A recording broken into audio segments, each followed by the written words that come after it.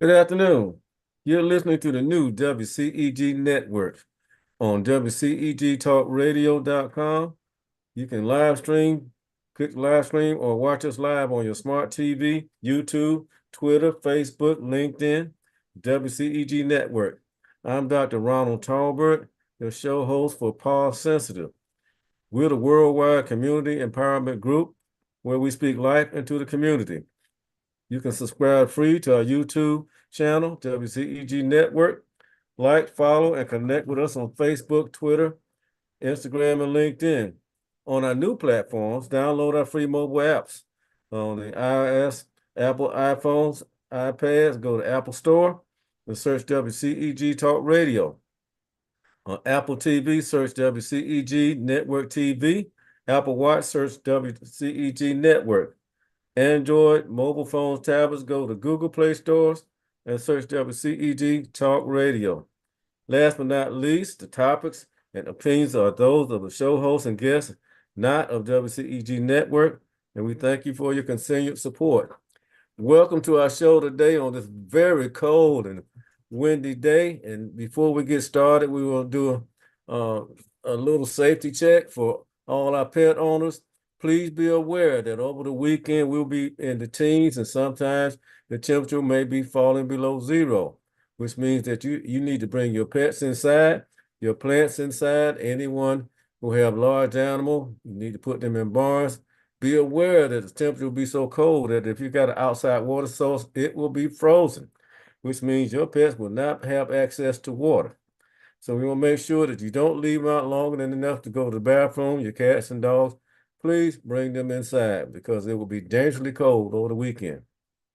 Today, we have with us Stephanie Weaver, who is the owner and operator of the Fairy Dog Mother, and we welcome her to the show. Welcome, Stephanie. Hey, how are y'all? Oh, great, great. How you doing? Pretty good. Good, good. Just to give you a little history, Steph and I go way back. Our parents knew each other for a very long time. I've been knowing her since she was, a young lady way back in the day, and she has come a long way with her business. And we're gonna like to talk about it a little bit today. Stephanie, can you tell us a little bit about yourself and what you do?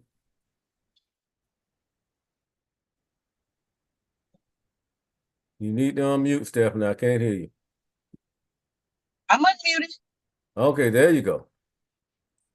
Again, tell us a little bit about yourself and what you do. My name is Celine. I am known as the Fairy Dog Mother. I provide boarding and grooming for the South Fulton community. I started off with doing dog training. I'm very interested in dog behavior, which led me into the other aspects of the boarding or care for pets and now grooming. Great. Did you have any training for that? Did you have to go to school for any of this? I did not. Everything I am pretty much self-taught. I did some skills by in the past working, of course, like with you in the veterinary field, as well as when I used to work at a grooming facility. I had no idea about grooming even when I was working bathing, and I wish I would have paid more attention as grooming overtaken my business. But yeah, I didn't have any formal training. I taught myself how to groom, and just through caring for my own pets throughout the years, that's how I, got into the caravan. Okay, great. Uh, are you still doing all those things now? The only thing I don't do now is training because I can't figure out how to add it into my schedule with the grooming. Grooming has been in very high demand, and I just start. That's the newest service that I offer is the grooming, but it takes up so much time. I can't do the training anymore. Mm-hmm. So I'm trying to figure out how to put that back into my daily works. Okay. Help us out, Stephanie. Your phone is not directed to your face, so we can't see you right now. Oh, sorry. All right, and you're freezing up a little bit on us. There we go. All right. And how long you been doing this? About 20 years.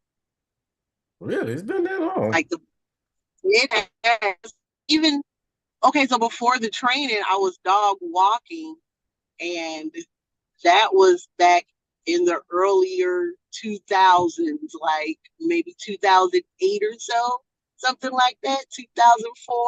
I would say about 2005 or six. So yeah, it's been a minute. All right. So you say you do boarding I do. what is that all you're doing now? Just the boarding And the grooming. and the grooming. Yeah. Oh, okay. I got you. And I see, you have your website. What is your website? It's F as in Frank, D as in dog, M as in mother, ATL like Atlanta.com. So that's FDMATL.com. Mm-hmm. Do you specialize in any particular cuts or do you cater to what they need, doing the dyeing, this kind of thing? Tell us about that. Grooming wise, I do, I guess, pretty much whatever the client wants. I'm able to do show cuts. I'm able to do pet maintenance cuts. Most people want to do something in between a show cut and pet maintenance. I do pretty much whatever the client needs.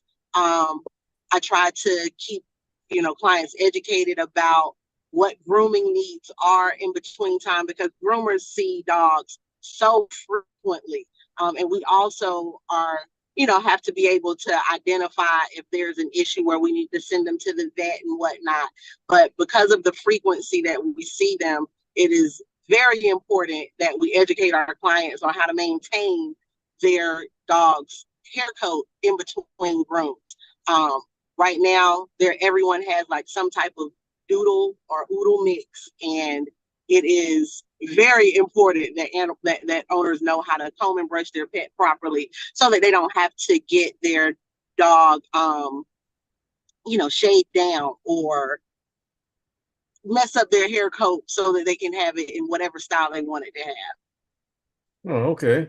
And what other maintenance advice do you give them to take care of the coats in between? How to properly comb and brush, the proper tools to use. So I'm always telling people about Greyhound combs and slicker brushes, things of that nature, so that they can, in between grooming, keep their dog's coat free of tangles and mats. Mm-hmm. Okay. And what is your boarding capability? What, do you board cats and dogs or just dogs? Just dogs at the moment. I have, I won't say I've had a lot of people as far as boarding for cats, but I am looking into cat grooming because so many people have called about getting their cats groomed. Mm-hmm. Okay. Well, I know that's tough But work. right now it's just dogs. Okay. Oh, by the way, what is a Greyhound comb? A Greyhound comb is just one of your basic grooming tools. It's a metal comb that has a fine tooth end and a wide tooth end, just like how our human combs can. Mm-hmm. And that is what is the most, I'll say, the product that I most have to tell people about to maintain their dog, because everyone kind of knows about a slicker brush, but they don't know how to properly use it. Mm-hmm. However, you can comb, or excuse me, you can slicker brush right over mats and tangles. You still have to be able to use that comb in your pet's coat to make sure it's tangle free. So Mm-hmm. that's something that like I say, I have to suggest to people constantly. Mm-hmm. Well, a lot of people don't know what a slicker brush is. Can you tell them what that is? So a slicker brush is another one of those tools that are basic or for your dog's basic grooming. And it's a brush that's on a handle. It's got little metal teeth that come out at an angle. Um, and that is also something that you use to get through double coated dogs, so that you are just in dogs general, just through their hair coat, so that it is tangle free. Oh, okay. Well, I always talk to guys, and look at this now. we talk to our clients all the time, and what we try to tell them is this: that 90% of grooming is brushing anyway. Okay, if you can't get them brushed out, then you're not going to do a good job grooming, haircuts or not. Because you can't really cut through mats. A lot of times you have to cut up underneath them. So if they want to look their best, they need to do some extra brushing at home, just like you brush your own hair, right? Correct. Mm-hmm. A lot of people don't realize that. So that's something that we try to emphasize when we talk to our clients. But let's get back to your business though. How did you get started with that and what were the basic things that you had to come up with to get it started? Hmm. So things just kind of happen naturally, organically over time. Initially, I was working at PetSmart as the dog trainer, the dog training instructor. And from doing that, those people that were in my classes started to kind of ask, someone might have asked me one day if they could watch my dog because I could or watch their dog because I could generally tell if the dog had been to a kennel or had to stay away from the owner because the dog would act differently. So whenever I would ask that, they would say, "Oh, they had to go to the kennel, or I had to board them over the weekend, or board them, blah blah blah blah." And I started to offer, well, they can come and stay the night with me, and I'll keep up with their grooming, or excuse me, with their training regimen. And so from there, someone told someone else, and someone told someone else, and so I started doing the boarding. And I was just doing boarding and training where I would go out to people's homes and do personal training sessions with them and their pet. And from there, I was doing that for years on end.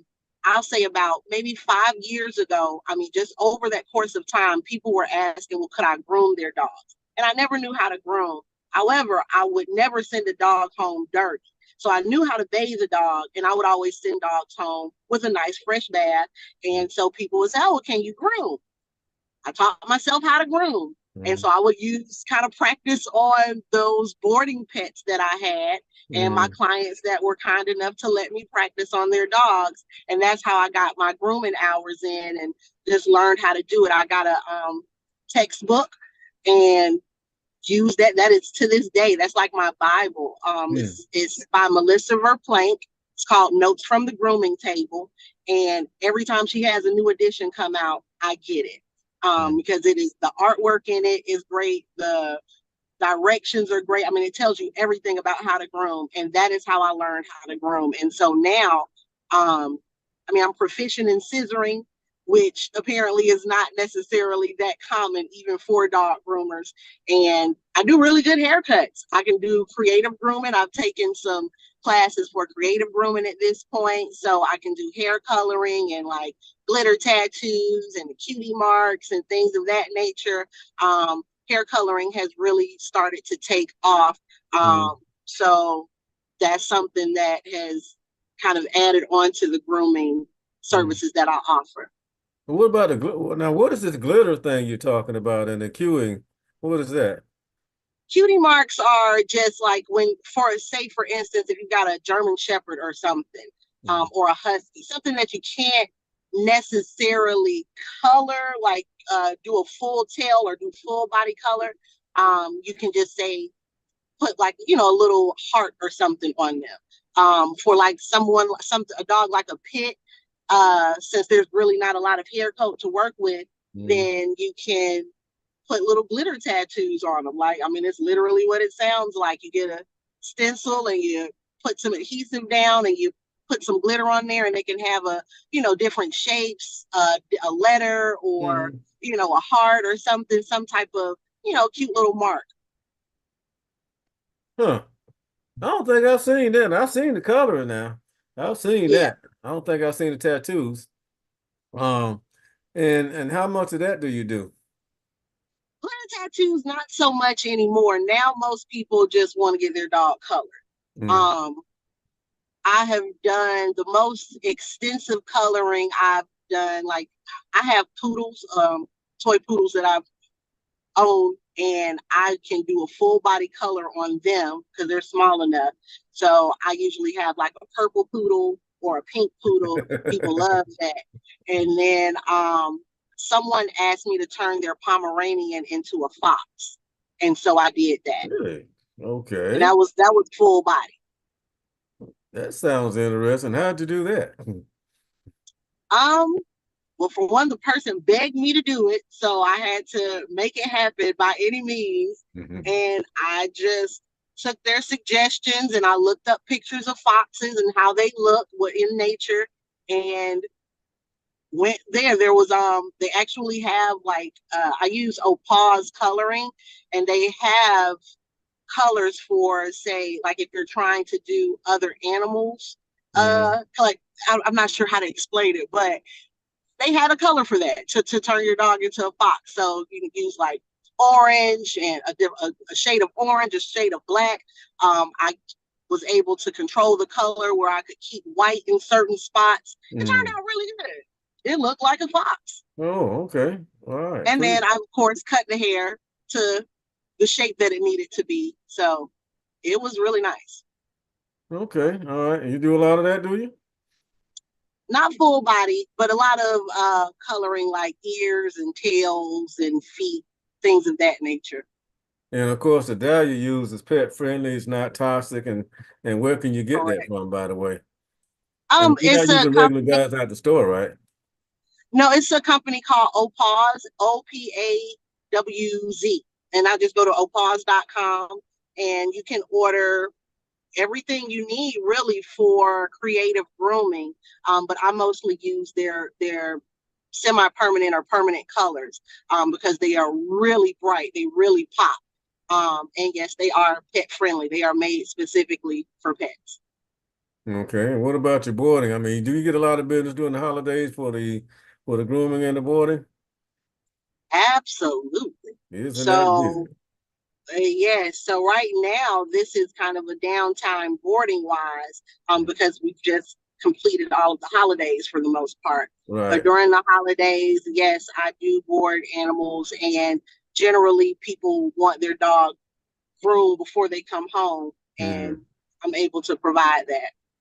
Oh, that sounds great. I know we were busy. I mean, we're always swamped, during the boarding season. So the other thing we run into too, and I don't know if you see a lot of this as well, but we have to stock up on anti-vomiting medication, anti-diarrhea medications, after every holiday because for some reason people love to be good to their pets. So Thanksgiving, Christmas, New Year's, 4th of July, uh, Easter, Martin Luther King Jr. birthday. Uh, Probably a few days after that, we get so many come in that are just sick. And you can't tell them enough not to do this, but uh, I guess and I guess my secret is this. If I'm eating or cooking, my dogs are outside or in another room. Because if they're sitting in front of you begging, you're going to give them something every time. I mean, anybody's going to do that. So Absolutely. I encourage people, if you're eating or cooking, put your pets away. Don't give in That's good advice.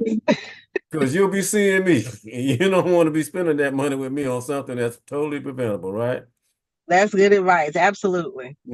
So the other thing too is people like to talk about, well, if they got diarrhea, you want to give them cooked rice and all that kind of stuff, do yourself a favor.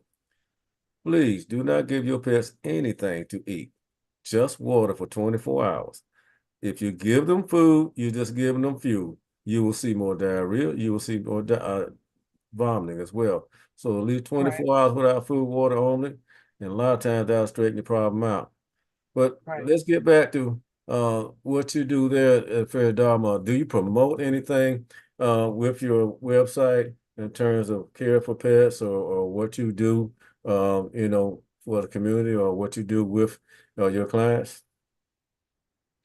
You mean as far as like different products or services or both? Services, products, the care of the pets.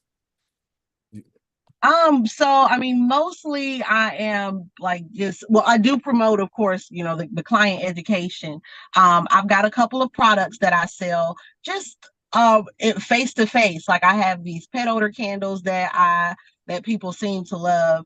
And I have like temporary leashes. I'll have, for instance, the slicker brushes or those greyhound combs that I can offer when I'm talking about those things to my clients. That yeah, pretty much that's it. And you're on Facebook as well, right? I am Facebook and Instagram. Okay. And what do you show on Facebook? What do you share with your clients there? Mostly everything is grooming at this point, and of course the boarding. I'll show dogs, just kind of playing or hanging out together, things of that nature. I recently got a puppy playground, so there's like a structure in the yard for the dogs to play on, and I'll take pictures and show that. But mostly like before after pictures of dogs getting groomed, because that is such a dramatic generally before and after, and people like to see that. So yeah. Mm. So what is your Facebook name so we can share that with our listeners? It is Fairy Dog Mother Pet Care. And my Instagram is Fairy Dog Mother Pet Care ATL. Okay, cool. All right. You used to do breeding as well, right? I did. And so, okay, I was doing my German Shepherds. My, like last year, my main male, the one that I was loving to breed, he passed away. Oh. I had bought a female to go with him. I knew that he probably was not going to last that long.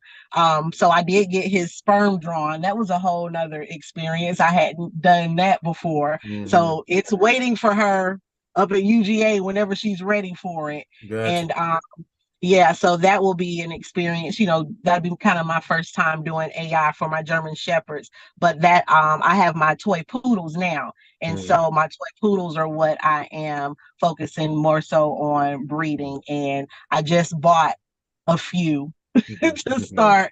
So I'm trying to wait for everyone to get of age and that thing so that I can start that breeding program for the toy poodles. Well, and just for our listeners who don't understand, don't know what AI is, that's artificial insemination. Yes. And they do that at University of Georgia. They got a theriogenology department there that does, breeding for all types of animal, horses, you name it, they will do it. And and I think it's a good program because a lot of times you're going to find that certain dogs are difficult to breed as well as difficult to give birth. Your Frenchies are one, probably a good example of that. Right. A lot of Frenchies and Boston Terriers are delivered by C-section. All right. And that gets your best results because a lot of times, because of the size of their head, they can't pass through the birth canal. And I tell you, with all the new designer pets that we have now, it's kind of hard to keep up because you just never know. You're breeding Frenchies with bullies and now you're making doodles. So I think they're probably upwards of 30 or 40 new breeds that we have to kind of keep up with and figure out what their particular the problems that they may have because a lot of times particular breeds will have particular problems. For instance, poodles, leaky eyes. I haven't seen a poodle yet that doesn't have leaky eyes. Right. Hmm. And Right. you can attest to that because and a lot of people don't realize tears and saliva turns hair brown. It So does. when you're looking at dog, and they got this brown substance up on that, it's usually because of tears. And you've experienced a lot of that too. You got any and they used to make the stuff called angel eyes to fix that. Do they still make that or do you recommend anything to kind of fix that? A lot of They owners. do still make that. I actually have some right now because I have a leaky eyed poodle and he's white. And so you can see everything on him. Mhm. Um, to me, there is really nothing that I have found that works. I've even had people say, well, if they give their dog bottled water, they say that helps. I've tried that. That does, at least for my pet, it doesn't work. Mhm. So honestly, I am not sure what advice to give for dogs that have leaky eyes other than what I do for my pet. I make sure that when I am giving him his haircut, or I do something called an eye scoop, which is part of a regular grooming. But I just take the hair down that is around his eyes or where those dark marks are, where the tear stains go. I shave it down as close as possible Right. so that that area can stay as dry as possible. Mhm. And that way too, it's easier to clean. So like with those wipes, those not clear eyes, I'm sorry, the angel eyes wipes, then I can do that and it's not such a mess. It's not eye stuff all caught up in the hair. So Exactly. really the main thing is just keeping that area as uh, as hair free as possible. So yeah, or as short as possible, just to make cleanup easier. Yeah. Yeah, yeah, yeah. So yeah, and, I guess the other problems that we see in some of these dogs going back to the Frenchies, it's just about every last one of them, have problems breathing. And it's because of those narrow nasal passages up in the front.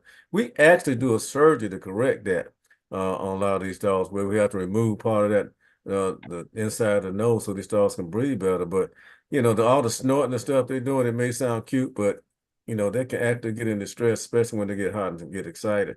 So just want to let owners know before you everybody likes these cute Frenchies, but just remember they are purebreds usually come with their own unique problems. They And do. you have to figure out what you are willing to deal with and what your commitment is going to be. It's just like when you have poodles, you got to be committed to getting them grown. And if you're not willing to do that, that's not the pet for you. So, Absolutely. hmm so anyway, we're glad that you are sharing all this with us. Is there anything else you'd like to share with us about your business, about your social media, or any other advice that you'd like to give to your listeners? Hmm. Keep your pet properly brushed and combed. That's the main thing.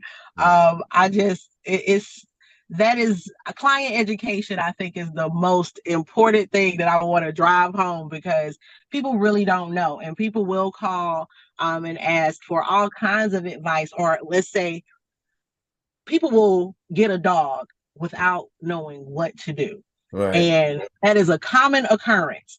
How it happens, I don't know, but it happens very frequently. So Hmm. making sure that people just know even something as basic as how to take their dogs out, even though I don't still do training, I still, of course, I mean, if someone calls and asks me something, I'm going to help them out as much as possible. So I Hmm. still do incorporate that a little bit into what I do every day, but people don't know anything. I mean, as far as like scheduling just to take your pet out to go to the bathroom, so that you set them up for success with potty training, or how often their dog is to get groomed, or if their Hmm. dog is to get groomed at all. So I just try to get the word out as much as possible to, those people that are coming to me so that they're not put in any position where they have to get their pet groomed a way that they don't like, or where they can't come to me because say their pet needs to go see the vet instead of going to the borders. Hmm.